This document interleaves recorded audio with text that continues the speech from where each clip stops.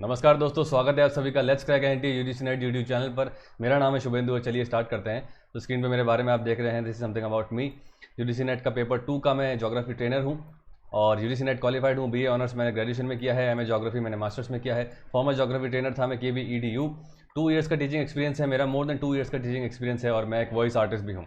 Alright, so how to find my videos, ये slide में हर वीडियो में लगाता हूँ। पहली बात आपको ध्यान रखनी है, मेरा वीडियो हर रोज़ 8 बजे आता है इस चैनल पर, ठीक है। और ये स्लाइड मैंने इसलिए लगाई है ताकि आप लोगों को पता पड़ जाए कि अगर आपको नोटिफिकेशन नहीं आ रहा है, यूट्यूब पर एक टेक्निकल ग्लिच चल रहा है जिसकी वजह से सब्सक्राइब करने पर भी आपको नोटिफिकेशन नहीं आता है कई बार वीडियोस के। तो उसके लिए सोल्यूशन है, हर प्रॉब्लम का एक सोल्यूशन होता है। तो पहले बात आपको ध्यान रखनी है कि मेरा वीडियो हर रोज़ 8 बजे आ रहा है। 8 बजे आकर आप इस चैनल पर देखेंगे। ये चैनल वैसे भी एक्टिव है, पूरे दिन यहाँ पर लेक्चर्स चलते रहते हैं अलग अलग सब्जेक्ट के, पेपर 1 पेपर 2 के। तो 8 बजे मेरा ज्योग्राफी का लेक्चर आता है। इसके अलावा आपको अगर फिर भी नोटिफिकेशन नहीं मिलता है या आप 8 बजे भूल जाते हैं कि भाई मैं कैसे देखूं वीडियोस, या ये वीडियो देखने के बाद कोई आप और वीडियो देखना चाहते हैं मेरे, तो यहाँ पर आप चैनल नेम पे टैप करेंगे। यहाँ पे जाने के बाद आप इस होम पेज पे पहुंच जाएंगे। यहाँ पे जाने के बाद होम पेज पर आपको प्लेलिस्ट पे टैप करना है। प्लेलिस्ट पे टैप करते ही आप इस चैनल के प्लेलिस्ट वाले पेज पे चले जाएंगे और जहाँ पे आपको सारे नेम वाइज और सब्जेक्ट वाइज पेपर 2 के सारे वीडियोस दिख जाएंगे। तो मेरा वीडियो आपको यहाँ पे दिख जाएगा, मेरा प्लेलिस्ट आपको दिख जाएगा, geography by Shubhendu Mukherjee NTA UGC NET paper 2, ठीक है। तो इस तरह से आपको करना है, यहाँ पे नेम पे टैप करना है, होम पे जाना है, होम पे जाने के बाद सीधा प्लेलिस्ट पे जाना है। प्लेलिस्ट पे जाने के बाद आपको मेरा यहाँ पे वीडियोस दिख जाएंगे। बहुत से लोग जो लाइव में जुड़ते हैं वो ये बोलते हैं कि सर ये कौन है, मतलब कल कुछ लोगों ने ऐसे बोला कि ये क्लासेस कब से चल रही हैं। हम लोगों ने 1 महीने से, शायद 1 महीना हो जाएगा हम लोगों ने क्लासेस स्टार्ट करी है। तो जो भी नए व्यूवर्स जुड़ रहे हैं उनसे मेरा ये रिक्वेस्ट है कि आप क्या करेंगे, इस वीडियो को देखने के बाद, एंड होने के बाद आप जाकर चैनल नेम पर जाकर मेरा वीडियो ढूंढेंगे, प्लेलिस्ट में आपको मिल जाएगा। ऑर्डर वाइज, सिलेबस वाइज सारे वीडियोज़ लगे हुए हैं, ठीक है दोस्तों। तो मिस ना करें क्योंकि हम लोग बहुत इंटरेक्टिव कंटेंट के साथ पढ़ाई कर रहे हैं और काफ़ी लोगों का अच्छा फीडबैक आ भी रहा है। तो चलते हैं नेक्स्ट स्लाइड पे। तो ये है हमारा टेलीग्राम चैनल, और टेलीग्राम चैनल में बेसिकली मैंने इसलिए बना रखा है ताकि मैं आप लोगों को वीडियोस, पीडीएफ्स और अपडेट देता रहूं। पीडीएफ बेसिकली मैं उस तरह से दूंगा कि जो आपको एग्जाम में हेल्पफुल रहे। ऐसा नहीं कि बस आपको बस पीडीएफ को रटना है या बस पीडीएफ आपको संभाल के रखना है।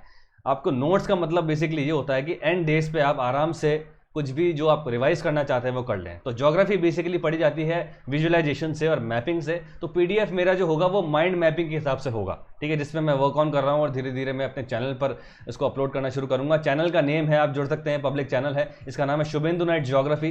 टेलीग्राम पे जाके जब आप टाइप करेंगे शुभेंदु नेट ज्योग्राफी तो आपको दिख जाएगा, ये चैनल डीपी है, इससे आप ज्वाइन कर लेंगे। इसके अलावा आप लोगों के फीडबैक से ही हमने एक टेलीग्राम का इंटरेक्टिव ग्रुप बनाया है और इस ग्रुप का बेसिकली मैंने नाम रखा है SM नेट ज्योग्राफी ग्रुप, ठीक है। वो भी आपको मिल जाएगा जब आप मेरे को मैसेज करेंगे। तो इस ग्रुप में बेसिकली हम क्या कर रहे हैं, हम डिस्कशंस करते हैं, ठीक है, प्रॉब्लम डिस्कशन करते हैं और मैं हर रोज आपको डेली टास्क देता हूं। डेली टास्क होते हैं ज्योग्राफी से रिलेटेड, यानी कि कोई पिक्चर होती है, उसमें कुछ इन्फॉर्मेशन होती है, क्वेश्चन होता है और 4 ऑप्शंस होते हैं। तो वो बेसिकली क्या होगा, आपको इंटरेक्टिव स्टडी को और प्रमोट करेगा। आप बोरियत फील नहीं करेंगे, मोनोटोनस नहीं रहेंगे, आप पूरे दिन इन्वॉल्व रहेंगे ज्योग्राफी में कहीं ना कहीं। एक फन वे के अंदर हम इसको सॉल्व करते हैं इस ग्रुप के अंदर। तो डेली टास्क आपको दिन में 2 बार 3 बार मिलेंगे, ठीक है। और अगर आप कोई भी डाउट्स चाहते हैं तो इस ग्रुप के अंदर वो सॉल्व कर सकते हैं, क्योंकि चैनल पे आप मुझे मैसेज नहीं कर सकते। तो इसी वजह से अगर आपको ज्वाइन करना है ये इंटरेक्टिव ग्रुप, तो पहले आपको करना ये है कि टेलीग्राम पे जो चैनल है मेरा शुभेंदु नेट ज्योग्राफी, वहां पे आपको ज्वाइन करना है सर्च करके। फिर मुझे एक DM करना है पर्सनल इस नंबर पर 7737863509। यहाँ पे आप मुझे मैसेज करेंगे कि सर मुझे ग्रुप में ऐड कर लीजिए। सब लोग ऐसे ही कर रहे हैं, तो आप भी जुड़ सकते हैं इस ग्रुप में और इस इंटरेक्टिव स्टडी का मजा उठा सकते हैं। इसके अलावा अनअकैडमी प्लस पे मेरे अभी कोर्स नहीं है, लेकिन कुछ टाइम बाद यानी कि 10-15 दिन बाद मेरे वहाँ पे अनअकैडमी पे प्लस कोर्सेज भी आ जाएंगे। वहाँ पर हम कर रहे हैं कॉम्प्रिहेंसिव स्टडीज। यूट्यूब पे हम एक पॉलिशिंग स्टडी कर रहे हैं, आपको मैं बेसिकली याद करवा रहा हूँ चीज़ें। लेकिन बहुत सारे स्टूडेंट्स हैं जिनकी ज्योग्राफी वीक है और जो चाहते हैं कि मैं पूरे फंडामेंटल्स मेरे स्ट्रॉन्ग कर लूँ। काफ़ी सारे लोग हैं, 90% लोग ऐसे ही होते हैं जिनको लगता है कि उनको ज्योग्राफी आती है, लेकिन जब वो एग्जाम में जाते हैं तो वो नहीं कर पाते। तो उसका प्रॉब्लम ये है कि आपके फंडामेंटल्स बहुत कमजोर है, आपने 11-12 ज्योग्राफी भी ढंग से नहीं पढ़ी है। तो उसके लिए हम लोगों ने क्या किया है, एक सीरीज चलती है जैसे वहाँ पर complete geomorphology series, complete geomorphology through diagram, through MCQs। तो ये सब चीज़ें हम वहाँ पे कर रहे हैं। तो आप लोग क्या कर सकते हैं, अभी भी SM नेट लगाकर मेरे अनअकैडमी प्लस पे आप जुड़ सकते हैं। भले ही वहाँ पे मेरे कोर्सेज विजिबल नहीं है, पर आपको कुछ टाइम बाद मेरे कोर्सेज दिख जाएंगे। SM नेट लगाकर आपको 10% डिस्काउंट मिल जाएगा और अनअकैडमी पे आप सब्सक्राइब कर सकते हैं। तो तब तक आप, जब तक मेरे कोर्सेज नहीं आ रहे तब तक आप पेपर 2 पढ़ लीजिए, पेपर 1 पढ़ लीजिए, और पेपर 2 के और भी लेक्चरर्स हैं वहाँ पर, और भी एजुकेटर्स हैं जो पढ़ा रहे हैं। तो मेरा कोर्स भी बहुत जल्दी आ जाएगा। कुछ लोग मुझे मैसेज कर रहे हैं कि सर आपका कोर्स तो विजिबल ही नहीं है, तो हम अभी कोड क्यों लगाएं। कोड आप अभी भी लगा सकते हैं, SM नेट का 10% डिस्काउंट लिमिटेड पीरियड के लिए है, तो वो आप ही का फायदा है। अगर आप इसको लगा लेंगे तो आप 2 साल के लिए इंश्योर्ड हो जाएंगे कि भाई ठीक है अब मुझे पढ़ाई करनी है और मेरे वीडियोस आपको मिलते रहेंगे। ठीक है, इस कोर्स के बारे में बात करते हैं। ये कोर्स यूजीसी नेट एस्पिरेंट्स के लिए बनाया गया है और कोई भी ज्योग्राफी एंथुसियास्ट इसको देख सकता है। बोथ हिंदी मीडियम और इंग्लिश मीडियम दोनों के लिए ये कोर्स बनाया गया है। आपको जो भी कोर्स कंटेंट दिखेगा वो बोथ लैंग्वेज के अंदर होगा, हिंदी इंग्लिश के अंदर। जो मैं लैंग्वेज यूज़ करूंगा वो होगी इंग्लिश लैंग्वेज, जो अभी बोल रहा हूँ मैं वीडियोज़ में जो बोलता आ रहा हूँ। और जो भी टेक्निकल टर्म्स होंगे ज्योग्राफी के वो हम करेंगे इंग्लिश वाले, क्योंकि इंग्लिश के अगर आप यूज़ करते हैं हिंदी मीडियम वाले के लिए मैं बोल रहा हूँ, हिंदी मीडियम वाले अगर टेक्निकल टर्म्स जान लेते हैं इंग्लिश के तो उनको रिसर्च के अंदर बहुत हेल्पफुल होता है। वो अपनी कोई रिसर्च पेपर लिख रहे हैं या कोई अपना कोई आर्टिकल लिख रहे हैं तो आपको बहुत ज़्यादा हेल्पफुल होती है, क्योंकि आफ्टर ऑल आप इंटरनेट पर ही जाएंगे। इंटरनेट पर ज़्यादातर इन्फॉर्मेशन जो है वो इंग्लिश में अवेलेबल है ज्योग्राफी की, ठीक है। तो ये आप बात आपको ध्यान रखनी है। और इंग्लिश की ज्योग्राफी टर्म्स जो हैं वो इजीली मेमोरेबल हैं, आप इजीली याद भी कर सकते हैं इसको। तो इसी वजह से ये जो नोट्स आपको मिलेंगे वो हिंदी इंग्लिश दोनों में होंगे, लेकिन जो मैं लैंग्वेज यूज़ करूंगा वो इंग्लिश होगी, टेक्निकल टर्म्स होंगे इंग्लिश के।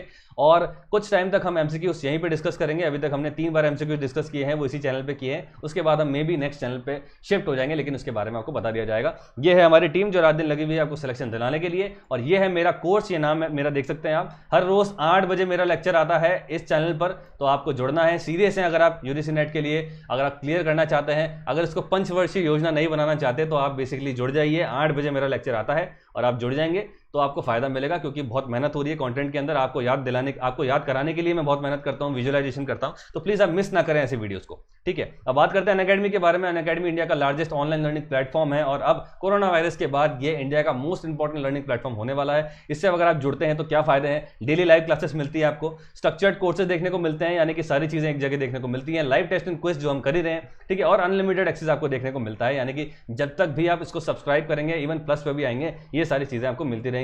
ये जो आप चेहरे देख रहे हैं ये अनअकैडमी के टॉप एजुकेटर्स हैं, इंडिया के टॉप एजुकेटर्स हैं जो अनअकैडमी से जुड़े हुए हैं। तो आपको कोई भी शंका नहीं होगी कि मुझे कौन कैसा पढ़ा रहा है, सब लोग यहाँ पे टॉप एजुकेटर्स मौजूद हैं, ठीक है। बात करते हैं किस तरह से अनअकैडमी को सब्सक्राइब करें, अनअकैडमी प्लस से कैसे जुड़े। तो आपको करना ही है, सबसे पहले डाउनलोड करना है अनअकैडमी लर्निंग ऐप। उसके बाद आपको अपना गोल सेलेक्ट करना है, जैसे होगा वो anti UGC net. Goal select करने के बाद आपसे वैलिडिटी पूछी जाती है, कितने मंथ्स के लिए आप सब्सक्राइब करना चाहते हैं। तो जिस तरह से मैं बार बार कहता हूं, आप अमेजॉन नेटफ्लिक्स का सब्सक्रिप्शन लेते हैं, इवन आप अपना डेटा पैक का जो सब्सक्राइब करते हैं वो ज्यादा दिन के लिए करते हैं, आप हमेशा ज्यादा ड्यूरेशन के लिए जाते हैं, क्योंकि वो मोस्ट इकोनॉमिकल होता है। इसी तरह से यहां पर भी मोस्ट इकोनॉमिकल है आपका 24 मंथ्स का, जो 2 साल का है, और पर मंथ कॉस्ट इसकी 525 रुपए होती है। इसके अलावा अगर आप मेरा कोड लगा लेते हैं SM नेट, तो आपकी जो कॉस्ट है पर मंथ कॉस्ट मैं बता रहा हूं वो 525 से 472 रुपए हो जाती है दोस्तों।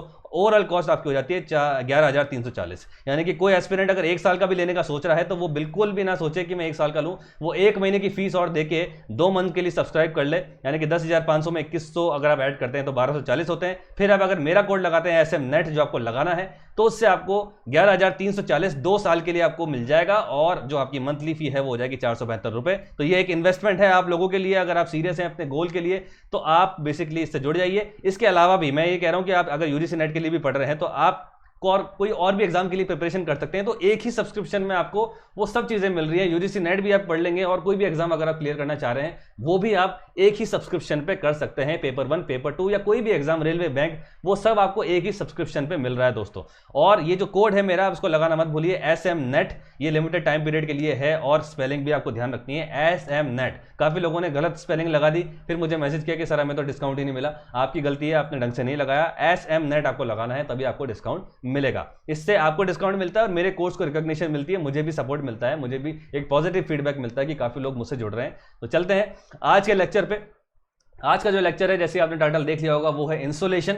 इंसोलेशन आपके यूनिट 2 क्लाइमेटोलॉजी में पूरा लिखा हुआ है, ठीक है। इसको आप हीट बजट के साथ नहीं जोड़ सकते, हीट बजट अलग है, इंसोलेशन अलग है।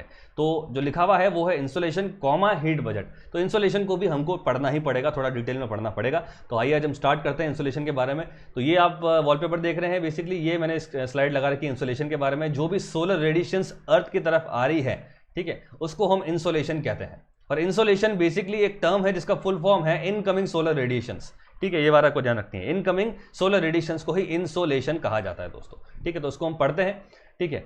तो प्रीवियस क्लासेस के अंदर जब हमने एटमॉस्फेयर पढ़ा था, तो मैंने स्टार्टिंग में कॉम्पोजिशन ऑफ एटमॉस्फेयर पढ़ाया था। उसके अंदर मैंने आपको कुछ ग्रीन हाउस इफेक्ट बताया था, अगर आपको ध्यान हो। ग्रीन हाउस इफेक्ट के अंदर मैंने कहा था, ग्रीन हाउस इफेक्ट में होता क्या है, जो भी सोलर रेडिएशंस आ रही हैं सन पे, ठीक है, वो कुछ ग्रीन हाउस गैसेस के थ्रू एब्जॉर्ब हो जाती हैं और इसी वजह से अर्थ का टेम्परेचर रेगुलेट रहता है। तो वो तब मैंने ये स्लाइड लगाई थी, मैंने बताया था जो भी सोलर रेडिएशंस आ रही हैं वो हमेशा शॉर्ट वेवलेंथ के अंदर आती हैं, ठीक है। और जो अर्थ रेडिएट करता है अपनी हीट वो होती है लॉन्ग वेव टेरेस्ट्रियल रेडिएशंस, जिसका हमने एमसीक्यू के अंदर भी क्वेश्चन किया है रिसेंटली, ठीक है, लास्ट लेक्चर के अंदर हमने किया था। तो सन के द्वारा जो भी रेडिएशंस आ रही हैं उसको हम कहते हैं सोलर रेडिएशंस, और इसको इंसोलेशन कहा जाता है। इंसोलेशन हमेशा शॉर्ट वेवलेंथ के अंदर होता है। इनकमिंग सोलर रेडिएशन जो है वो हमेशा शॉर्ट वेवलेंथ वाली है, और जो अर्थ रेडिएट कर रहा है वो लॉन्ग वेवलेंथ के अंदर कर रहा है, जिसको लॉन्ग टेरेस्ट्रियल वेवलेंथ कहा जाता है। तो ये बात तो आपको क्लियर होनी चाहिए, क्रिस्टल क्लियर होनी चाहिए। यहाँ पे कोई कंफ्यूज नहीं होगा कि शॉर्ट कौन है और लॉन्ग क्या है, यानी शॉर्ट कौन दे रहा है, लॉन्ग कौन दे रहा है, यहाँ पे कोई कंफ्यूजन नहीं होना चाहिए। ये डायग्राम आप अच्छे से देखिए ताकि आपको क्लियर हो जाए, ठीक है। तो इंसोलेशन बेसिकली मैंने बताया इनकमिंग सोलर रेडिएशन है, सन से जो आने वाली जो भी रेडिएशन अर्थ सरफेस पे आ रही है उसको हम इंसोलेशन कहते हैं। पर बिफोर गोइंग टू इंसोलेशन हम पहले देख लेते हैं कि सन जो है वो किससे बना हुआ है, और सन की जो लेयर्स हैं वो कौन कौन सी हैं, इसकी जो एटमॉस्फेरिक लेयर्स हैं वो कौन कौन सी है। तो प्राइमरीली 3 लेयर हैं। पहला है फोटोस्फीयर, जो वो लेयर है जिससे लाइट एमिट होती है, ठीक है, ये सबसे पहले आती है। उसके बाद आती है क्रोमोस्फीयर, लोअर क्रोमोस्फीयर, अपर क्रोमोस्फीयर, और एट दी एंड जो ये आप देख रहे हैं लाइट, ठीक है, ये भी इसी का एटमॉस्फेयर के अंदर ही इंक्लूड होता है, इसकी लेयर ही है ये, इसको हम कोरोना कहते हैं। तो इस कोरोना से आपको डरना नहीं है, ये कोरोना सन की लेयर है जो इसकी आउटर मोस्ट लेयर है, और यहाँ पे टेम्परेचर सबसे ज़्यादा है, आप देख सकते हैं सबसे ज़्यादा टेम्परेचर यहाँ पर है। सबसे कम होता है फोटोस्फीयर पे, उसके बाद लोअर क्रोमोस्फीयर पे, उसके बाद अपर क्रोमोस्फीयर पे, और लास्ट है हमारा कोरोना। तो अगर आपसे एग्जाम में क्वेश्चन आता है सन की लेयर को अरेंज कीजिए इनसाइड टू आउटसाइड, तो पहले है फोटोस्फीयर, फिर है हमारी क्रोमोस्फीयर, एंड देन आउटसाइड है हमारी कोरोना। या अगर आउटसाइड टू इनसाइड पूछा तो पहले आ जाएगा, फिर हमारा कोरोना आ जाएगा, then chromosphere, and then your photosphere. Chromosphere जो है वो हमारी मिडिल लेयर है, सबसे पहले फोटोस्फीयर है, आउटर मोस्ट हमारी कोरोना है। तो एग्जाम में कुछ भी पूछा जा सकता है, आउटर मोस्ट कौन सी है, इनर मोस्ट कौन सी है, या मिडिल लेयर कौन सी है। तो ये बात आपको ध्यान रखनी है, ये बेसिक्स है सन के लेयर्स के बारे में, photosphere, chromosphere and your corona, ठीक है।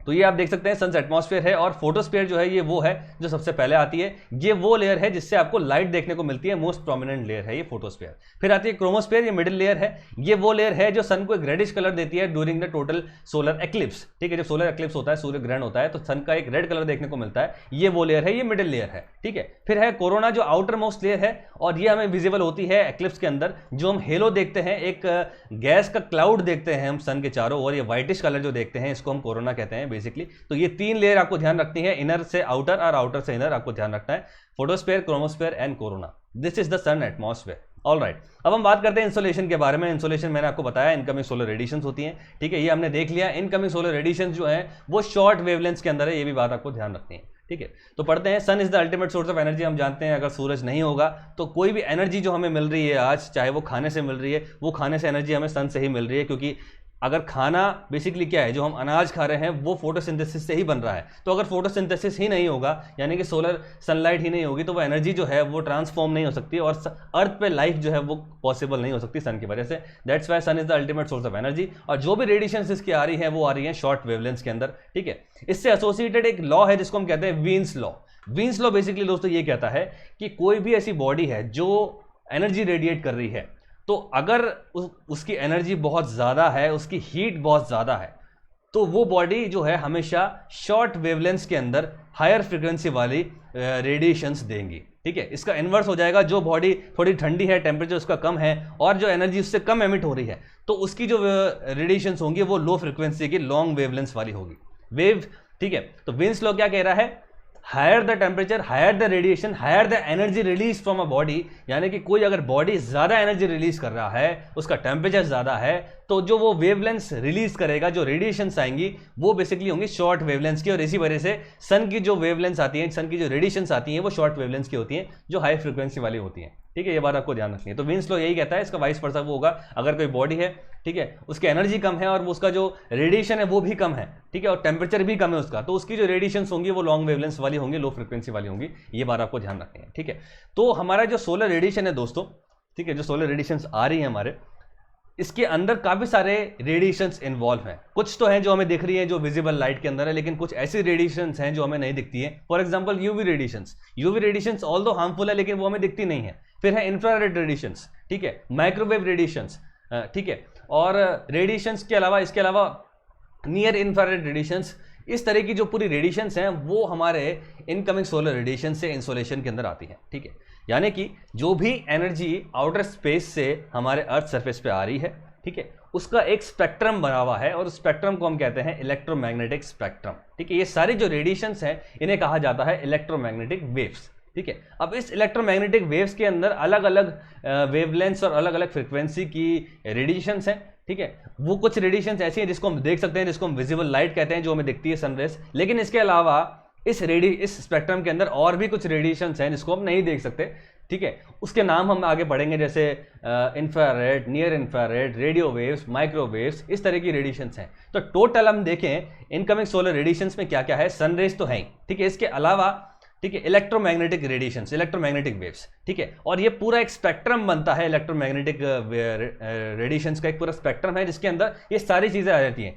अर्थ की सोलर रेडिएशन जो विजिबल है, इसके अलावा वो रेडिएशंस जिसकी हाई फ्रीक्वेंसी लो फ्रीक्वेंसी है, उसको सब हम डिस्कस करने वाले हैं। तो कुल मिला के आपको ध्यान रखना है, इलेक्ट्रोमैग्नेटिक स्पेक्ट्रम जो है वो एक रेडिएशन है, रेडिएशन का स्पेक्ट्रम है जिसके अंदर अलग अलग फ्रीक्वेंसी की अलग अलग वेवलेंथ की रेडिएशन जो वो आ रही हैं, उसको हमने डिवाइड कर दिया है। ये मैं इसलिए बता रहा हूं बार बार, यहां से क्वेश्चंस आते हैं, इलेक्ट्रोमैग्नेटिक स्पेक्ट्रम से आपसे क्वेश्चन पूछा जाता है, आपको अरेंज करनी होती है रेडिएशंस को हायर फ्रीक्वेंसी से लोअर फ्रीक्वेंसी पर या लोअर फ्रीक्वेंसी से हायर फ्रीक्वेंसी पर, इसलिए आपको ध्यान रखना है। ठीक है, तो जो इनकमिंग सोलर रेडिएशन है उसके अंदर क्या क्या है, बेसिकली इसके अंदर एक स्पेक्ट्रम है और स्पेक्ट्रम के अंदर अलग अलग वेवलेंथ्स की अलग अलग फ्रीक्वेंसी की हमें रेडिएशन देखने को मिलती है, जिसको मैं आगे बता रहा हूँ। ये डायग्राम आप देखेंगे, जो ब्लू लाइट है वो इनकमिंग सोलर रेडिएशन है, शॉर्ट वेवलेंथ्स के अंदर है, ब्लू एरो जो है, और जो रेड वाला है वो टेरेस्ट्रियल रेडिएशन है। इनका जो नेट गेन होता है उसी को हम हीट बजट कहते हैं। ठीक है, और ये जो मैंने डायग्राम लगा रखा है ये मैंने आपको समझाया था अर्थक्वेक के अंदर भी। कोई भी वेव होती है उसका फॉर्मेट इस तरह से होता है, अपर पोर्शन होता है क्रेस्ट, लोअर पोर्शन होता है हमारा ट्रफ। ठीक है, और दो सक्सेसिव क्रेस्ट के डिस्टेंस को हम कहते हैं वेवलेंथ्स। तो अगर दो सक्सेसिव क्रेस्ट की डिस्टेंस अगर ज्यादा है तो वो हो जाएगी लॉन्ग वेवलेंथ्स, और जो वो पूरी वेव होगी वो होगी लो फ्रीक्वेंसी वेव। ठीक है, और अगर मान लीजिए दो सक्सेसिव क्रेस्ट के बीच का डिस्टेंस अगर कम है तो वो हो जाएगी शॉर्ट वेवलेंथ्स। ठीक है, लेकिन उसकी फ्रीक्वेंसी हाई होगी। फ्रीक्वेंसी हाई इसलिए होगी क्योंकि आप देखो दोनों की लेंथ सेम है। मान लीजिए ये 2 सेंटीमीटर है, 2 सेंटीमीटर है। अब यहां पर दो सक्सेसिव क्रेस्ट के बीच में जो डिस्टेंस है वो ज्यादा है, इसी वजह से क्रेस्ट आप देखेंगे कम बन रहे हैं, 1 2 3 4 ही बन रहे हैं। ठीक है, लेकिन सेम लेंथ के अंदर आप देखेंगे दो सक्सेसिव क्रेस्ट की अगर डिस्टेंस कम हो जाती है, यानी कि शॉर्ट वेवलेंथ हो जाती है, तो क्रेस्ट हमें ज्यादा देखने को मिलेंगे। यहाँ पे 12 क्रेस्ट हमें देखने को मिलते हैं। ठीक है, तो हमेशा short wavelength high frequency waves होती हैं और लॉन्ग वेवलेंथ हमेशा लो फ्रीक्वेंसी वेव्स होती हैं।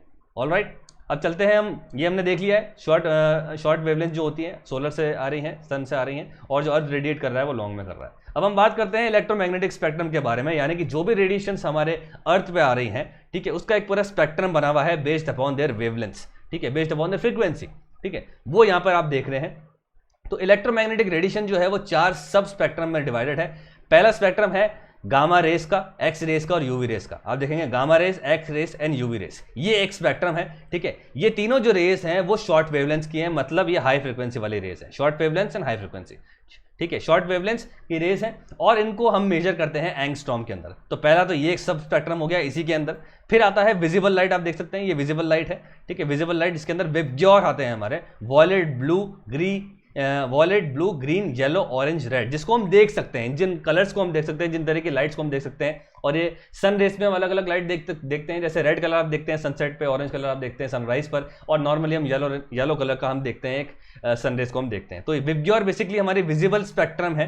ठीक है, आप देख सकते हैं यहाँ पे विजिबल स्पेक्ट्रम आप देख सकते हैं। ठीक है, इसको मेजर किया जाता है माइक्रोन के अंदर। फिर आता है हमारा इंफ्रारेड स्पेक्ट्रम, जिसको हम करते हैं माइक्रोन में। यहाँ पे देख सकते हैं ये इंफ्रारेड रेडिएशन है, ये विजिबल लाइट है हमारी, ये इंफ्रारेड हमारा स्पेक्ट्रम है जिसको माइक्रोन्स में मेजर किया जाता है। फिर लास्ट में आता है हमारा microwaves, radio waves and radar waves and radio waves, इसको भी हम मेजर करते हैं सेंटीमीटर और मीटर में, जो आप यहाँ पे देख सकते हैं। तो इस पूरे स्पेक्ट्रम के अंदर 4 सब स्पेक्ट्रम है। पहला है हमारा गामा रेस, एक्स रेस और यूवी रेस का।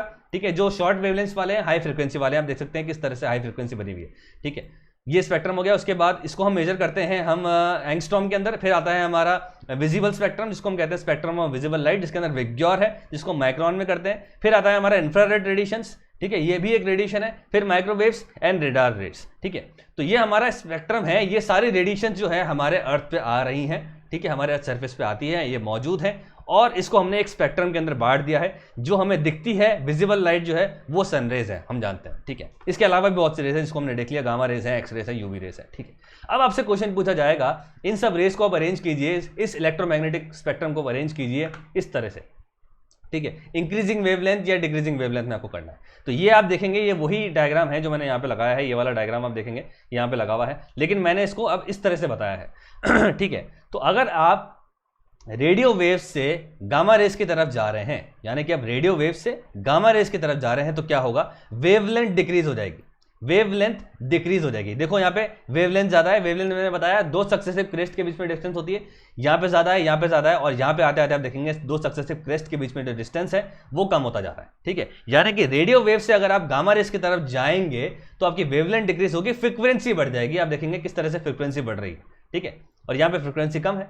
ठीक है, और एनर्जी बढ़ जाती है। तो ये बात आपको ध्यान रखनी है। As you move from radio waves towards gamma rays, यानी कि रेडियो स्पेक्ट्रम से अगर आप शॉर्टेस्ट वाले में जा रहे हैं, फर्स्ट वाले स्पेक्ट्रम में अगर आप जा रहे हैं, इस वाले स्पेक्ट्रम में, तो क्या होगा, आपका वेवलेंथ डिक्रीज होगा। वेवलेंथ डिक्रीज होना मतलब एनर्जी का बढ़ना और फ्रीक्वेंसी का बढ़ना। ठीक है, तो एग्जाम में आपसे क्वेश्चन इंक्रीजिंग ऑर्डर के अंदर भी पूछा जा सकता है। आपको बताना है इस साइड से, यानी कि आपको बताना है शॉर्ट वेवलेंथ से लॉन्ग वेवलेंथ से शॉर्ट वेवलेंथ की तरफ, यानी कि आपको बताना है इंक्रीजिंग फ्रीक्वेंसी से। ठीक है, तो ये आपका होगा इंक्रीजिंग फ्रीक्वेंसी होती है पहले रेडियो वेव से, फिर माइक्रोवेव से, फिर इंफ्रारेड है, फिर विजिबल लाइट है, और अल्ट्रावायलेट है, एक्सरेज है, और गामा रेज में आते आते सबसे हाईएस्ट फ्रीक्वेंसी हो जाती है और सबसे हाईएस्ट एनर्जी हो सकती है। या आपसे इसका उल्टा पूछा जा सकता है, अरेंज कीजिए इलेक्ट्रोमैग्नेटिक स्पेक्ट्रम में आने वाले रेडिएशंस को डिक्रीजिंग एनर्जी में या डिक्रीजिंग फ्रीक्वेंसी में। ये आपको ध्यान रखना है, तो आपको कंफ्यूज नहीं होना है। अगर आप डिक्रीजिंग एनर्जी में जा रहे हैं तो सबसे पहले आएगा सबसे हाईएस्ट एनर्जी जो गामा रेज है, फिर एक्स रेज है, फिर यूवी रेज है, देन विजिबल लाइट है, देन इंफ्रारेड है, फिर माइक्रोवेव्स और रेडियो वेव्स है। अगर आपसे इंक्रीजिंग वेवलेंथ पूछा जा रहा है ना, वेवलेंथ का बढ़ना, तब भी यही होगा। वेवलेंथ का बढ़ना ऐसे हो रहा है, यहाँ पे कम है, कम होते होते होते होते होते यहाँ पे आप ज्यादा वेवलेंथ पे पहुंच रहे हो। ठीक है, तो यहाँ पे आपको कंफ्यूज नहीं होना दोस्तों। ये वही डायग्राम है जो मैंने यहाँ पे लगा रखा है। यहाँ पे फिर से मैंने समझा रखा है वेवलेंथ कब बढ़ती है। वेवलेंथ अगर बढ़ रही है, यानी कि दो सक्सेसिव क्रेस्ट के बीच में अगर डिस्टेंस बढ़ रही है, तो फ्रीक्वेंसी इसकी कम हो रही है। यानी कि वेवलेंथ का और फ्रीक्वेंसी का इनवर्स रिलेशन है। वेवलेंथ बढ़ेगी,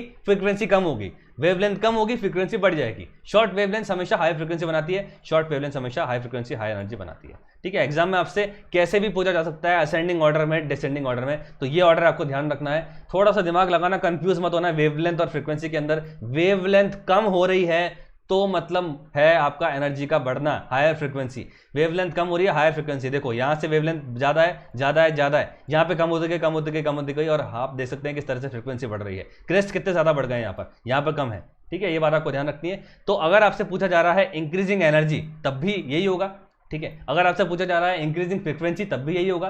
ठीक है, अगर आपसे पूछा जा रहा है इंक्रीजिंग वेवलेंथ, तो फिर आप उल्टा चलोगे। ठीक है, इंक्रीजिंग वेवलेंथ मतलब आप यहाँ से यहाँ चलोगे। ठीक है, नॉर्मली आपसे पूछा जाता है इंक्रीजिंग फ्रीक्वेंसी या एनर्जी से, तो रेडियो वेव्स पहले है सबसे कम, उसके बाद उससे ज्यादा माइक्रोवेव्स, फिर इंफ्रारेड वेव्स, फिर visible light, then ultraviolet rays, इस तरह से। और अगर आपसे पूछा गया डिक्रीजिंग एनर्जी या डिक्रीजिंग फ्रीक्वेंसी, तो ये फिर आप उल्टा चलोगे, गामा रेस। तो ये बात आपको ध्यान रखनी है।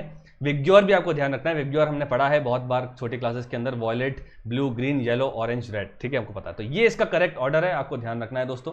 ठीक है, ये इसका करेक्ट ऑर्डर है। यहाँ से चलेंगे या यहाँ से चलेंगे, किसी भी हिसाब से आपसे पूछा जा सकता है।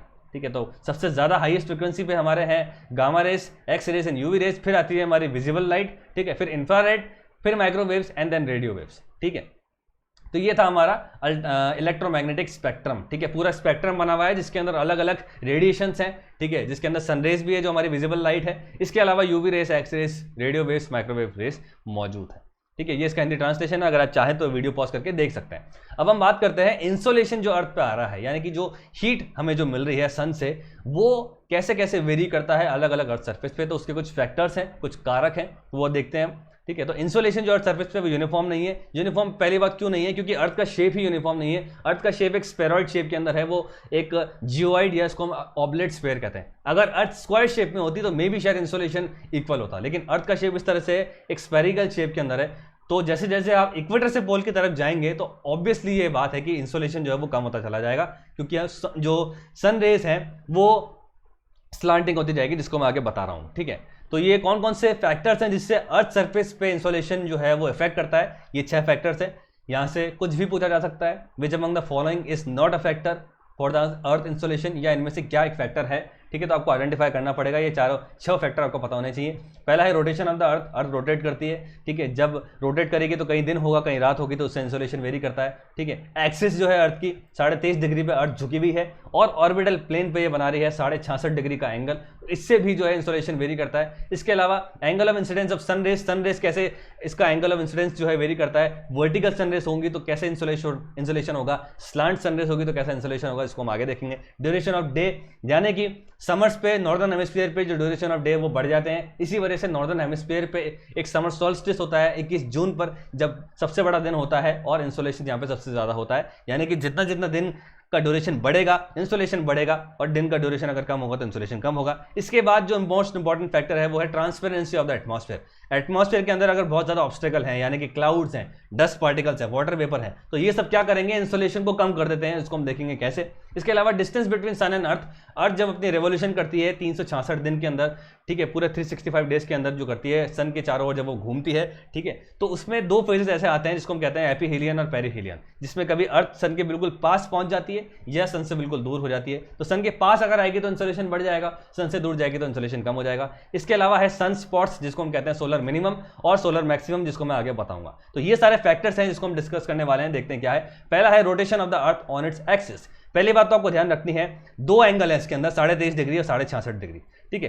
अर्थ जो झुकी हुई है, जिसका टिल्ट एक्सिस है, अर्थ इस तरह से झुकी हुई है, तो वो झुकाव का जो एंगल है वो 23.5 डिग्री है, लेकिन अपने ऑर्बिटल प्लेन पे, जिस ऑर्बिट पे वो चल रही है, उससे वो एंगल बनाती है 66.5 डिग्री का, ठीक है। यानी कि अर्थ का एंगल ऑर्बिटल प्लेन पे बनता है 66.5 डिग्री, और अर्थ खुद झुकी हुई है 23.5 डिग्री पे। और इस झुकाव की वजह से क्या होता है, जो सनरेज है, जो इंसोलेशन आ रहा है वो वेरी करता है अर्थ पे अलग अलग, ठीक है। ये बात आपको ध्यान रखनी है। और रोटेशन की वजह से आप देखेंगे किस तरह से इस एरिया पे अभी इंसोलेशन पड़ रहा है, लेकिन ये एरिया पूरा डार्क है, आप देख सकते हैं, इस रोटेशन की वजह से, झुकाव की वजह से भी। तो रोटेशन जो है और इसकी अर्थ की जो एक्सिस है उससे इंसोलेशन वेरी करता है, ये आप डायग्राम देख सकते हैं। इसके अलावा ये आप देखेंगे किस तरह से रोटेशन की वजह से, टिल्ट की वजह से, जो इक्वेटोरियल रीजन हमारे हैं, जो सब ट्रॉपिकल रीजन है, जो हमारे ट्रॉपिकल रीजन है, वहां पे आपको सनरेज वर्टिकल दिखेगी, लेकिन अगर इस रोटेशन की वजह से जो सनरेज है ऊपर जैसे आप पोल्स की तरफ जाएंगे तो वो ऑब्लिक हो जाएंगी, स्लांटिंग हो जाएंगी, इसी रोटेशन और टिल्ट की वजह से। अगर अर्थ में भी सीधी होती तो मे भी शायद ऐसा होता कि ज्यादा एरिया पे, यानी कि सब ट्रॉपिकल या इवन टेम्परेट रीजन पर भी आपको वर्टिकल सनरेज देखने को मिलती, पर चूंकि अर्थ झुकी हुई है तो मे भी इसी वजह से इक्वेटर से जैसे जैसे ऊपर चलते जाएंगे तो अर्थ की जो सनरेज है, सन की जो सनरेज है वो जो है वो ऑब्लिक होती जाती है। ये आप डायग्राम देख सकते हैं। ये इसका क्लियर एग्जांपल है, रोटेशन एंड योर टिल्ट, ठीक है। अब बात करते हैं angle of incidence of sun rays. यही डायग्राम आप देख रहे हैं। देखिए अर्थ का जो शेप है वो जियोइड है या ऑब्लेट स्फेरॉइड है। इस तरह से है कि मान लीजिए अगर आप यहाँ से कुछ वर्टिकल लाइंस बनाना भी शुरू करेंगे तो जैसे जैसे आप ऊपर चलते जाएंगे तो वो वर्टिकल लाइन जो है वो ऑटोमेटिकली जो है वो स्लांटिंग हो जाएगी, ठीक है। अब इसके अंदर 2 चीज़ें, अगर सनरेज वर्टिकल है, ठीक है, अगर सनरेज वर्टिकल है तो वो कम एरिया कवर करेंगी। कम एरिया कवर करेंगी मतलब जो वो हीट है वो ज़्यादा एरिया में डिस्ट्रीब्यूट नहीं होती अगर सनरेज वर्टिकल है।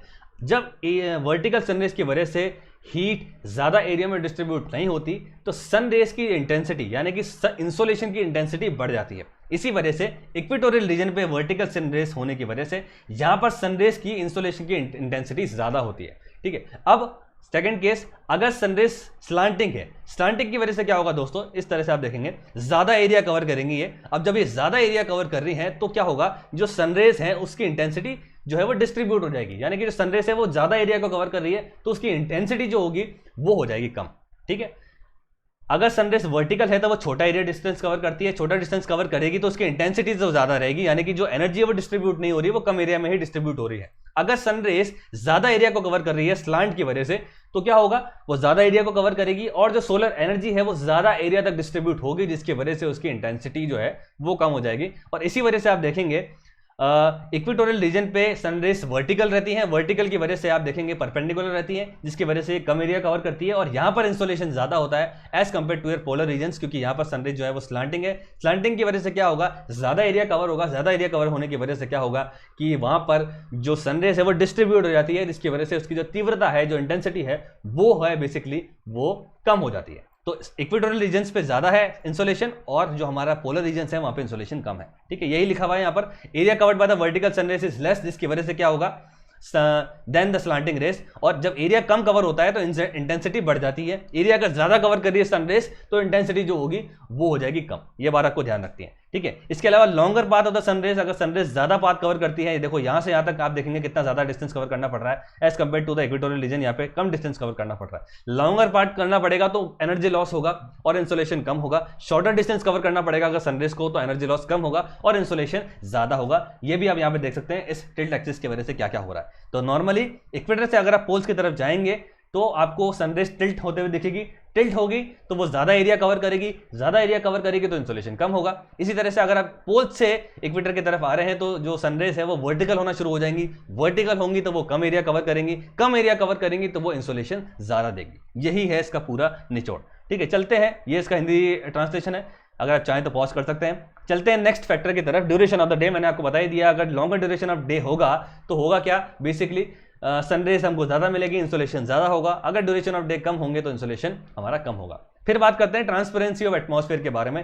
Transparency of atmosphere basically depend करता है हमारे क्लाउड कवर, थिकनेस, ठीक है, air thickness, dust particles and water vapour. ठीक है, तो मान लीजिए अगर किसी इलाके में, ये बस बेसिकली चिली का अगर एग्जांपल लें या इक्वेटोरियल एरिया का अगर हम एग्जांपल लें जहाँ पर रोज बारिश होती है, जो नॉर्मली क्लाउडनेस वहाँ पे देखने को मिलती है, ओवरकास्ट कंडीशन जहाँ पे देखने को मिलती है, तो वहाँ पर इंसोलेशन कम होगा। क्योंकि दोस्तों क्या होता है, ये क्लाउड कवर बेसिकली सनरेज को आने ही नहीं देगा, ये पेनिट्रेट करने ही नहीं देगा और सनरेज ऊपर से ऊपर रिफ्लेक्ट करके चले जाएंगे, जिसकी वजह से इंसोलेशन कम रिसीव होगा। इसके अलावा डस्ट पार्टिकल्स का मैंने आपको बताया था, डस्ट पार्टिकल्स वो होते हैं पर्टिकुलेट मैटर, और ये हमें वोल्केनिक इरप्शन से भी देखने को मिलते हैं। तो डस्ट पार्टिकल्स क्या करते हैं, ये सनरेज को स्कैटर कर देते हैं, स्कैटर करने की वजह से जो सनरेज हैं वो रिफ्लेक्ट हो जाती हैं, जिसकी वजह से इंसोलेशन कम होता है। इसके अलावा है हमारा वाटर वेपर। वाटर वेपर क्या करेगा, ये सोलर रेडिएशंस को एब्जॉर्ब कर लेता है, ये यानी कि सरफेस पे आने से पहले ही जो एटमॉस्फेयर में अगर वाटर वेपर ज्यादा है तो वो सोलर रेडिएशंस को एब्जॉर्ब कर लेगा, एब्जॉर्ब करने की वजह से भी इंसोलेशन कम हो जाता है। ठीक है, तो जिन एरिया में क्लाउड कवर ज्यादा है, डस्ट पार्टिकल ज्यादा है और वाटर वेपर ज्यादा है, वहां पे इंसोलेशन कम होगा, और जिन एरिया में क्लाउड कवर कम है यानी कि क्लियर स्काइज है और डस्ट पार्टिकल्स कम है और वाटर वेपर कम है, यानी कि जो हमारे सेमी एरिड एरिया है, जो हमारे सब ट्रॉपिकल एरिया है, वहां पर आपको इंसोलेशन ज्यादा देखने को मिलेगा। और यहीं से एक ट्रिकी क्वेश्चन आता है कि देखो इक्वेटर जो हमारा इलाका है, ठीक है, इक्वेटोरियल जो रीजन है, यहां पर सनरेज वर्टिकल पड़ती है। ठीक है, आप देखोगे, ठीक है, ये यहां पर सनरेज वर्टिकल पड़ रही है, ये हमारा इक्वेटोरियल रीजन है, लेकिन यहां पर जो आप देखेंगे ये हमारा सब ट्रॉपिकल रीजन है। ठीक है, ये हमारा ट्रॉपिकल रीजन है।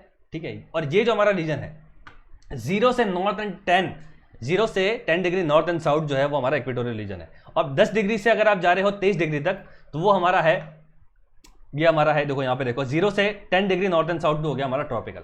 ठीक है, अब 10 डिग्री से 23 डिग्री नॉर्थ एंड साउथ अगर आप जा रहे हो तो वो हो गया, वो हो गया हमारा, सॉरी वापस बताता हूँ, 0 से 10 डिग्री नॉर्थ एंड साउथ अगर आप जा रहे हो तो वो हो गया हमारा इक्वेटोरियल रीजन। ठीक है, और 10 डिग्री से अगर आप 23 डिग्री नॉर्थ एंड साउथ जा रहे हो तो वो हो गया हमारा ट्रॉपिकल रीजन, और और 23 डिग्री से अगर आप 40 डिग्री तक जा रहे हो तो वो हो गया हमारा सब ट्रॉपिकल रीजन। अब यहां पे बनता है कि भाई इंसोलेशन सबसे ज्यादा कहां पर है अर्थ पे, तो आंसर इज योर सब ट्रॉपिकल रीजन। ऑल दो यहां पर इस पूरे एरिया में हीट ज्यादा है, वर्टिकल सनरेज सब यहीं पर पड़ती है। देखो वर्टिकल सनरेज इक्वेटोरियल रीजन पर ही पड़ रही है, और जैसे जैसे अगर आप 0 डिग्री से 40 डिग्री पर जाओगे तो क्या होगा, सनरेज जो है वो स्लांट हो जाएंगी, लेकिन फिर भी इंसोलेशन यहां पे ज्यादा है। क्यों? Your answer is the transparency of atmosphere. जो हमारा इक्वेटोरियल रीजन है और जो हमारा ट्रॉपिकल रीजन है, यहां पर नॉर्मली क्या होता है, हीट ज्यादा होती है, तो यहां पर नॉर्मली आपको रेनफॉल देखने को मिलेगी, वाटर वेपर यहां पे ज्यादा होता है। ये पूरा जो बेल्ट है ये ह्यूमिड बेल्ट है हमारा। ठीक है, ह्यूमिड बेल्ट है, ये हमारा वार्म बेल्ट है। लेकिन जो हमारा सब ट्रॉपिकल रीजन है, जो हमारा 23.5 डिग्री से 40 डिग्री नॉर्थ एंड साउथ जो है, वो वहां पर क्या होता है दोस्तों, वो हमारा कंपैरेटिवली एक डेजर्ट इलाका है, वो एरिड इलाका है, यहाँ पे रेनफॉल कम होती है, तो ट्रांसपेरेंसी ऑफ एटमॉस्फेयर जो है वो क्लीन रहती है, इसी वजह से यहाँ पे इंसोलेशन ज्यादा होता है। तो ये बात आपको ध्यान रखनी है, एग्जाम में अगर क्वेश्चन आ जाता है कि मैक्सिमम इंसोलेशन कहां मिल रहा है, वो मिल रहा है हमको सब ट्रॉपिकल रीजन में, वो ट्रॉपिकल रीजन पे नहीं मिलता है। ये आप देख सकते हैं हमारे हीट जोन्स हैं। ट्रॉपिकल रीजन बेसिकली होता है हमारा 10 डिग्री से 23 degree north and south, equatorial region हमारा होता है 0 से 10 डिग्री नॉर्थ एंड साउथ, और जो हमारा सब ट्रॉपिकल होता है वो 23 डिग्री से 40 डिग्री तक होता है, जिसको हम टेम्परेट रीजन भी कहते हैं। ठीक है, तो सबसे ज्यादा इंसोलेशन हमें मिलता है सब ट्रॉपिकल एरियाज पे, क्योंकि यहां पर जो वेदर है वो क्लीन होता है, रेनफॉल कम होती है। ठीक है, और ये ह्यूमिड नहीं होता, इसी वजह से यहाँ पे ट्रांसपेरेंसी ऑफ एटमॉस्फेयर क्लीन रहती है, एटमॉस्फेयर जो है बिल्कुल क्लीन रहता है, इसी वजह से यहाँ पे इंसोलेशन ज्यादा होता है। ठीक है, तो ये बात आपको ध्यान रखनी है। डायग्राम मैंने आपको बता दिया, ये हमारे सब ट्रॉपिकल रीजन्स हैं ये वाले, और यहीं पर सबसे ज्यादा इंसोलेशन देखने को मिलता है, यहाँ पर और यहाँ पर। ठीक है, यहाँ से लेकर यहाँ तक और यहाँ से लेकर यहाँ तक, यानी कि 40 डिग्री जो हमारा पैरेलल है यहाँ से लेकर यहाँ तक, यहाँ पर सबसे ज्यादा इंसोलेशन देखने को मिलेगा। ऑल दो यहाँ पर जो सनरेज है वो स्लांटिंग है, यहाँ पे सनरेज जो है वो स्लांटिंग है इस तरह से, लेकिन फिर भी यहाँ पर इंसोलेशन ज़्यादा है क्योंकि यहाँ पे जो एटमॉस्फेयर की ट्रांसपेरेंसी है वो बहुत अच्छी है। ठीक है, सेकंड लास्ट पढ़ते हैं हमारे distance between sun and moon, sorry distance between earth and sun. ठीक है, distance between earth and sun. तो बेसिकली क्या हो रहा है, अर्थ जब अपना रोटेशन करता है 365 डेज उसको लगते हैं, जिसको हम रेवोल्यूशन कहते हैं। रोटेशन बेसिकली हम होता है एक दिन में जब वो 24 आवर्स कवर करता है। रेवोल्यूशन हमारा होता है जब वो पूरा 365 डेज लगाता है सन के चारों ओर चक्कर लगाने पे। तो दो ऐसे फेज आते हैं जिसको हम कहते हैं एपिहेलियन और पेरिहेलियन। एपिहेलियन में क्या होता है दोस्तों, ठीक है, एपिहेलियन में आता है बेसिकली 4 जुलाई में, ये है हमारा एपिहेलियन। इस वक्त क्या होगा, जो हमारा अर्थ है सन से काफी दूर होता है। ठीक है, इसको मैं डिस्टेंस कवर कराऊंगा जब हम पढ़ाऊंगा आपको एपिहेलियन पेरिहेलियन, जब मैं डिटेल में पढ़ाऊंगा इक्विनॉक्स और एपिहेलियन पेरिहेलियन पढ़ाऊंगा तो मैं आपको डिस्टेंस भी बताऊंगा। वो 152 मिलियन स्क्वायर किलोमीटर या मिलियन लाइट ईयर समथिंग होता है। ठीक है, तो एपिहेलियन में बेसिकली क्या हो रहा है, जो अर्थ है वो सन से काफी दूर है, और पेरिहेलियन जो 3 जनवरी को आता है उसमें जो क्या आप देख सकते हैं, सन जो है, अर्थ जो है वो सन के काफी करीब है। तो इंसोलेशन इस यहां पर पेरिहेलियन पे ज्यादा होगा और एपिहेलियन पे कम होगा। ये डेट आपको ध्यान रखनी है। पेरी मेरी मतलब सन से जुड़ा हुआ है, इसी वजह से 3 जनवरी है, और एपिहेलियन मतलब ये दूर है, ये 4 जुलाई को है। 4 जुलाई को इंसोलेशन जो है वो कम देखने को मिलता है और 3 जनवरी को इंसोलेशन ज़्यादा देखने को मिलता है। ये भी एक फैक्टर है depending upon that decides the insolation on the earth surface. ठीक है, ये इसका हिंदी ट्रांसलेशन हो गया। तो आई होप ये डायग्राम आपको क्लियर होगा। ये 2 डेट्स आपको ध्यान रखनी है, एपिहेलियन पेरिहेलियन आपको ध्यान रखना है। अब हम पढ़ते हैं लास्ट जो फैक्टर है, सेकंड लास्ट फैक्टर है सन स्पॉट, जिसको हम कहते हैं सोलर मिनिमम और सोलर मैक्सिमम भी इसे कहा जाता है। सन स्पॉट्स बेसिकली क्या है, एक साइकिल होती है, हर 11 साल में देखने को मिलती है, और इसमें बेसिकली क्या हो रहा है, सोलर मैक्सिमम एक फिनोमिना होता है जिसके अंदर सन में काफी सारे स्पॉट्स देखने को मिलते हैं। यानी कि इस वक्त क्या होगा, सन स्पॉट अगर ज्यादा है यानी कि सोलर मैक्सिमम पीरियड अगर चल रहा है तो यहां पर इंसोलेशन जो है वो ज्यादा देखने को मिलता है। सन जो है वो ज्यादा एनर्जी रेडिएट करता है, जिसकी वजह से स्लाइट अमाउंट ऑफ इंक्रीज हमें इंसोलेशन देखने को मिलता है। इसके अलावा जो हमारा सोलर मिनिमम है, यहाँ पे सन स्पॉट्स गायब हो जाते हैं और इसी वजह से यहाँ पर जो इंसोलेशन है थोड़ा कम हो जाता है। तो सन स्पॉट भी एक फैक्टर है। ये एक 11 पीरियड का साइकिल है, हर 11 साल में कभी सोलर मैक्सिमम होता है, कभी सोलर मिनिमम होता है। ठीक है, सोलर मैक्सिमम में इस तरह से आपको देखने को मिलेगा, और यहाँ पे सन ज्यादा एनर्जी रेडिएट करता है, जिसकी वजह से हमें एक slight amount of increased solar insolation देखने को मिलता है। ये है सोलर मिनिमम, आप देख सकते हैं। और यहां पर क्या होगा, ये सारे जो सन स्पॉट्स हैं वो गायब हो जाएंगे और यहां पर इंसोलेशन हमें कम देखने को मिलेगा। तो ये भी एक फैक्टर है, ये बात को ध्यान रखती है। अब है लास्ट फैक्टर, इसको हम कहते हैं albedo of the earth. Albedo basically क्या है, reflected amount of the solar radiation है। वो सोलर रेडिएशंस जो एब्जॉर्ब ही नहीं हुई और जो डायरेक्टली रिफ्लेक्ट हो गई इनटू द स्पेस, उसको हम एल्बिडो कहते हैं। तो एल्बिडो बेसिकली दोस्तों अलग अलग जगहों पर या अलग अलग स्ट्रक्चर्स पर, अलग अलग बॉडी स्ट्रक्चर्स पर या फिजिकल स्ट्रक्चर्स पर अलग अलग है। सबसे ज्यादा एल्बिडो जो है वो हमारे स्नोई एरियाज पे है। ठीक है, 80 to 90% ये इंसोलेशन को रिफ्लेक्ट कर देते हैं। ठीक है, इसके अलावा फिर हमारे वाटर बॉडीज हैं जो 10 to 60% है, फिर हमारे फॉरेस्ट हैं, फिर हमारे कुछ स्ट्रक्चर्स बने हुए हैं जो हमने बना रखे हैं। ठीक है, ग्रास है। तो इस तरह से जो है वो एल्बिडो भी इंसोलेशन को जो है वो डिपेंड करता है, वेरी करता है। तो स्नोई एरियाज जो है वहां पर ऑलरेडी आपको कम इंसोलेशन मिल रहा है, और वहां पे स्नो की वजह से जो सोलर रेडिएशंस हैं वो ऑलरेडी जो है रिफ्लेक्ट हो जाती है। 80 to 90% जो है वो रिफ्लेक्ट कर देते हैं। इसी वजह से जो हाई लैटिट्यूड्स हैं, जो स्नोई एरियाज हैं, वो परपेचुअल ठंडे रहते हैं, क्योंकि ऑलरेडी वहां पे सनरेज जो है वो ऑब्लिक आ रही है। ठीक है, ऑब्लिक होने की वजह से इंसोलेशन ऑलरेडी कम है, और वहां पर स्नो की वजह से एल्बिडो बहुत ज्यादा होता है, यानी कि जो reflected amount of solar radiation है वो बहुत ज्यादा होती है। ये एरियाज जो होते हैं स्नो कवर्ड एरियाज कम इंसोलेशन को एब्जॉर्ब करते हैं। ठीक है, इसके अलावा जो वाटर एरियाज है, जो अपनी वाटर बॉडीज है वो 10 to 60% करती हैं। फिर ग्रास है, अलग अलग जगहों पर अलग अलग है। तो ये भी एक फैक्टर है। तो फैक्टर हमने देख लिए दोस्तों कौन कौन से फैक्टर है। पहला फैक्टर हमने देखा है rotation of the earth on it axis, जिसकी वजह से इंसोलेशन वेरी करता है। फिर हमने देखा है एंगल ऑफ द इंसिडेंस, हमने बता दिया। ठीक है, वर्टिकल सनरेज कम एरिया कवर करेंगी तो इंसोलेशन ज्यादा होगा, और जो स्लांटिंग रेज है वो ज्यादा एरिया कवर करेंगी, जिसकी वजह से इंसोलेशन कम हो जाता है। फिर हमने देखा है ड्यूरेशन ऑफ द डे, फिर हमने ट्रांसपेरेंसी ऑफ एटमॉस्फेयर देखा, और इसके अंदर मोस्ट इंपॉर्टेंट पॉइंट है हमारा ये वाला पॉइंट। ठीक है, इक्वेटोरियल रीजन और हमारा सब ट्रॉपिकल रीजन। इक्वेटोरियल रीजन है हमारा 0 डिग्री से 10 डिग्री नॉर्थ एंड साउथ। ठीक है, 10 डिग्री से 23.5 डिग्री नॉर्थ एंड साउथ हमारा ट्रॉपिक्स है, और उसके बाद आता है हमारा सब ट्रॉपिकल रीजन जो 23 डिग्री से 40 डिग्री तक नॉर्थ एंड साउथ है। सब ट्रॉपिक एरिया वो है जहां पर ट्रांसपेरेंसी ऑफ एटमॉस्फेयर बहुत ज्यादा अच्छी होती है। यहाँ पर क्लाउड्स, डस्ट पार्टिकल्स और वाटर वेपर कम से कम होते हैं, इसकी वजह से यहाँ पे इंसोलेशन बहुत ज्यादा होता है। इवन दो यहाँ पर जो सनरेज है वो वर्टिकल नहीं है, वो स्लांटिंग है। लेकिन जो हमारे इक्वेटोरियल रीजन है वो ह्यूमिड रीजन है, यहाँ पर सनरेज के वर्टिकल है, लेकिन यहाँ पर रेनफॉल उतनी ज़्यादा होती है, यहाँ पे ह्यूमिडिटी बहुत ज़्यादा होती है। इसी वजह से आप देखेंगे यहाँ पर इंसोलेशन स्लाइटली कम होता है as compare to the sub tropical region. ठीक है, तो एग्जाम में अगर क्वेश्चन आता है स्टेटमेंट एंड अदर्शन से, तो ये बात आपको ध्यान रखनी है।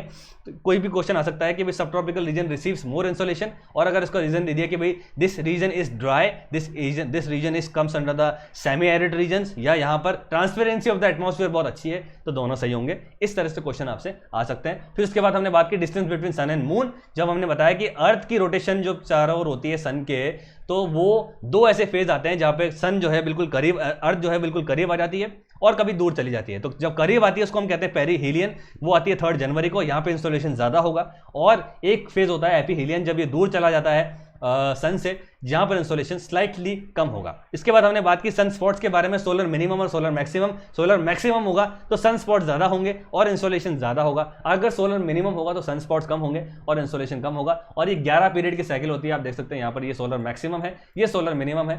ठीक है, फिर हमने एल्बिडो के बारे में बात की। Albedo basically reflected amount of solar radiations है, वो सोलर रेडिएशंस जो एब्जॉर्ब ही नहीं हुई है वो रिफ्लेक्ट हो गई, और ये वेरी करती है अर्थ की अलग अलग जगहों पर अलग अलग वे से। ठीक है, स्नोई एरियाज हैं जो हाई लैटिट्यूड्स हैं, वो बहुत ज़्यादा एल्बिडो उनका होता है, 80 to 90% वो सोलर रेडिएशंस को रिफ्लेक्ट कर देते हैं। इसके अलावा हम बात करें जो हमारे रोड्स हैं जो ब्लैक कलर के होते हैं, उनका एल्बिडो कम होता है। फिर हमारे वाटर बॉडीज हैं उसका थोड़ा अलग होता है, फॉरेस्ट का 10 to 20% होता है, ग्लास लैंड का 10 to 25% होता है। तो ये हमने देख लिया है दोस्तों हमारे इंसोलेशन के बारे में। नेक्स्ट लेक्चर के अंदर हम बात करेंगे heat budget of the earth. Heat budget of earth कैसे मेंटेन होता है, यहाँ पे आपका टॉपिक लिखा हुआ है, इसके बारे में हम बात करेंगे। तो इस लेक्चर में इतना ही। आप जुड़ सकते हैं मेरे साथ मेरे टेलीग्राम चैनल में, जिसका नाम है शुभेंदु नेट जियोग्राफी। इसको आप टेलीग्राम पे सर्च कर सकते हैं, ये डीपी आपको मिल जाएगी। और इसके अलावा हमने एक इंटरैक्टिव ग्रुप बना रखा है SM नेट जियोग्राफी ग्रुप नाम से, जहाँ पे हम रोज डेली टास्क देते हैं, वो आपको करने हैं, जिससे आपको मजा आएगा पढ़ने में। इंटरैक्टिव वे के अंदर जियोग्राफी स्टडी होती है, डिस्कशंस होते हैं, डाउट्स क्लियरिंग होती है। यहाँ पर जुड़ने के लिए आपको क्या क्या करना है, सबसे पहले आपको शुभेंदु नेट जियोग्राफी में ज्वाइन करना है, फिर आपको मुझे DM करना है इस नंबर पर कि सर मुझे ऐड कर लीजिए, मैं आपको उस ग्रुप में ऐड कर लूंगा। और अगर आप चाहते हैं कि मेरे प्लस प्लेटफॉर्म पे आना चाहते हैं तो आप SM नेट कोड लगाना मत भूलिए, 10% डिस्काउंट आपको यहाँ पे मिल जाएगा, आप ही का फायदा है। और SM नेट करेक्ट स्पेलिंग लगानी है, गलत स्पेलिंग नहीं लगानी है। तो ये अगर आप लगाते हैं तो आपको 10% डिस्काउंट मिलता है। और वहां पर मैंने सीरीज बना रखी है, जैसे कंप्लीट जियोमॉर्फोलॉजी थ्रू MCQs, ठीक है, थ्रू योर डायग्राम्स, इस तरह से सीरीज वहां पे चल रही है। तो प्लस कोर्सेज पे आप आ सकते हैं और मुझे सब्सक्राइब कर सकते हैं। तो इस वीडियो में इतना ही दोस्तों, मिलते हैं नेक्स्ट लेक्चर के अंदर। Thank you so much. इस वीडियो को आप लाइक कर लीजिए, चैनल को सब्सक्राइब कर लीजिए, मेरा कोड लगाना मत भूलिए, टेलीग्राम से आप मेरे से जुड़ जाइए, SM नेट जियोग्राफी है। इस वीडियो में इतना ही। थैंक यू सो मच, मिलते हैं नेक्स्ट लेक्चर के अंदर। Bye bye.